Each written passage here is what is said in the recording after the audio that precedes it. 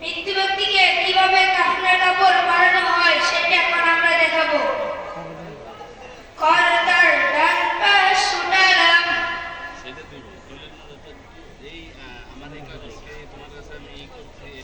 করতার বাম পাশ ছুটালাম,